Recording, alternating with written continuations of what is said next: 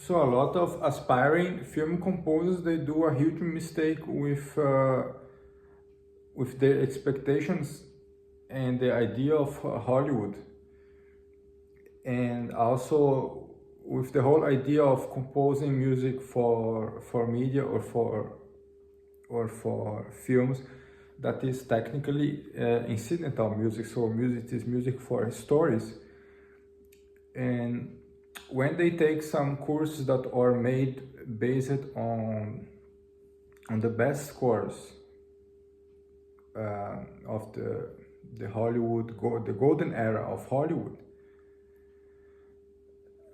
this is not bad musically, but from the point of view of you having a realistic sense of the profession as a film composer or composer for media, this is a little bit misleading, because you are not going to do huge epic scores probably very soon.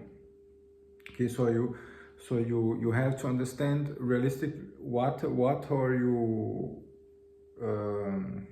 learning, or what are you digesting, and where is this thing going to understand. So if you are using this knowledge to compose music for licensing, then I think this is useful, and it is more or less what I do as well.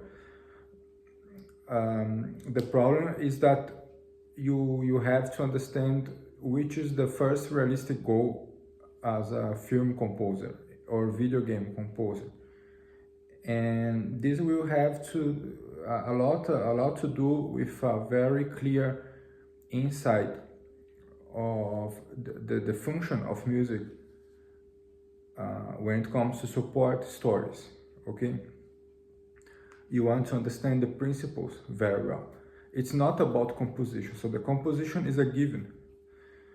What will distinguish you is to understand the relation between composition and stories. Okay, and this is the harder part to teach, but there are a lot of content about this that you find in books, and the most of the courses that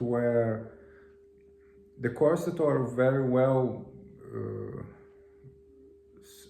that they have a good marketing today and are very well known, they are many times they are still not actually a theory of film scoring, or it is just like a simplified and applied music theory for film score that is out of sync with the language that we have today, and they explain John Williams as always and such things.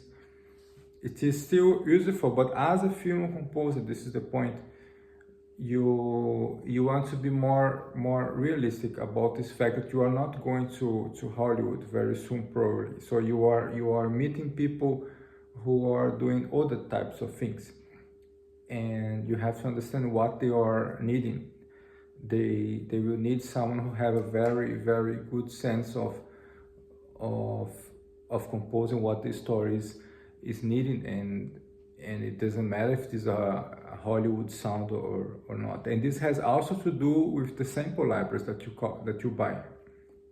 So if you are composing licensing music for licensing, and if you just like the stuff and you want to study the stuff, of course that there are many huge orchestras and they are good for this.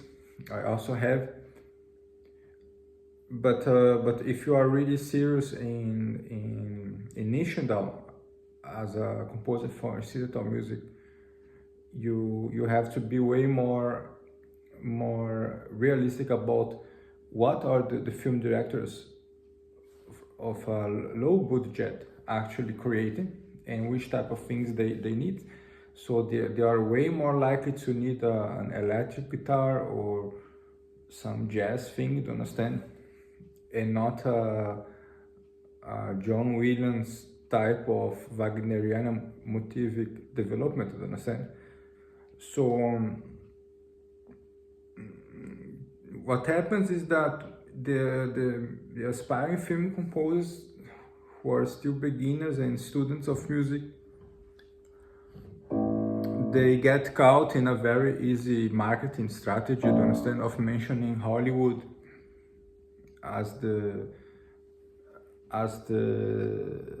climax of art, and it was for some years ago, for decades ago, but it's not now. Okay, now nothing speaks against your development as a composer, okay, as a whole, and in this sense I find absolutely useful to study some soundtracks that are like classics. So the Batman Return, so the Blade Runner, and some old soundtracks, principally, that are a classic for a reason. So Gone with the Wind, and to understand what is going on there. Important is to understand that Hollywood is almost dead, and it's probably going to die even more. I don't know. And so using Hollywood as a buzzword to mean the highest form of musical composition, I think it doesn't catch very well, and you have to pay attention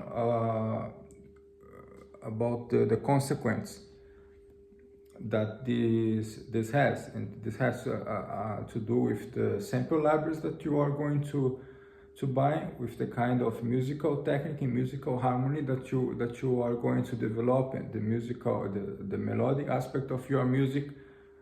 That if you are developing very epic techniques, you have to understand where are you going to with this, to understand. So you are not going to score a Star Wars the next year, okay? So it's not about not learning the things, but to understand that each thing has its place. And perhaps many people, they come out from a band and rock environment, they know how to play guitar, and I think sometimes this is anyway what you need already. And what you do, understand, so you don't have to lose your head with orchestration and things like this to get a jig for a very simple movie that is anyway made with low budget. So they are not expecting also a huge orchestra with 10 tubas, understand? And what will make you stand out is you studying the relationship between music and picture, and music and story. So you need a foundation regarding opera and ballet, okay? And you need a foundation regarding the theories of film music, okay? And this will make you stand out, to understand in which many ways you can bring the music to a story. Then you can stand out. And the fact that you need compositional technique, this is a given. Okay, so I was speaking now to my student. He had a problem with cadence, as always. So very beautiful music. But I asked him, okay, and what if the scene is just 10 seconds? Could you do the cadence very well in 10 seconds? Do you understand? So the handcraft compositional technique is a given. And the Jerry Goldsmith said very well also something about this, that the composition you can teach, but what he meant, what the film composition you can teach. So the film aspect, the sync aspect is hard to teach in his opinion. But the compositional craftsmanship, you can teach, and this is a given. So you had to learn this.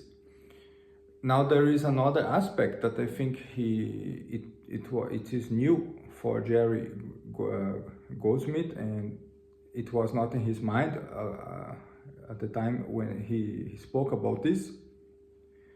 And this is the employment of new technologies. So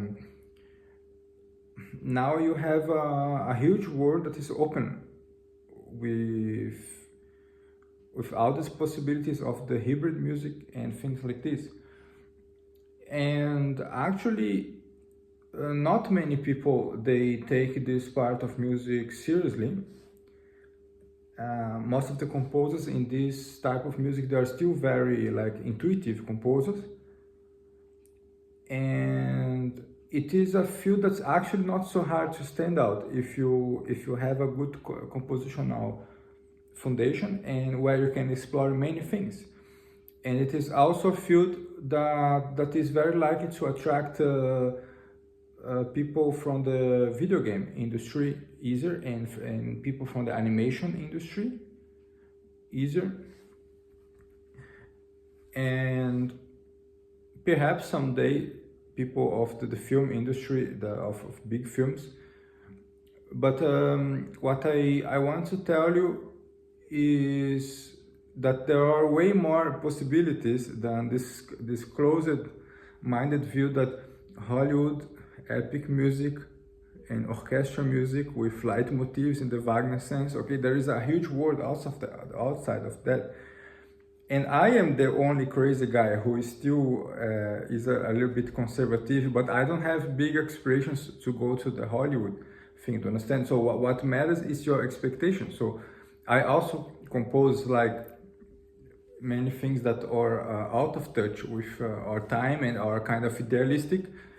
And I am like this, so I but I have also my expectations matched with this. So I know that I am not for every type of director and every type of creator. I am searching for a more rare type of taste that matches with my artistical vision, and that's all. So if you can pay your rent, so do what you want to understand. But here's more the advice for people who are young and can get faster into this into this aspect of the compositional career faster than me. So the idea is to give the best advice, not to be the best example in all the aspects. So see you later, and remember to give a like. You don't have to pay to give a like, and to watch all my content on Patreon, and to support. You give me 3 years on Patreon, and then you have access to many other things. Ciao, ciao.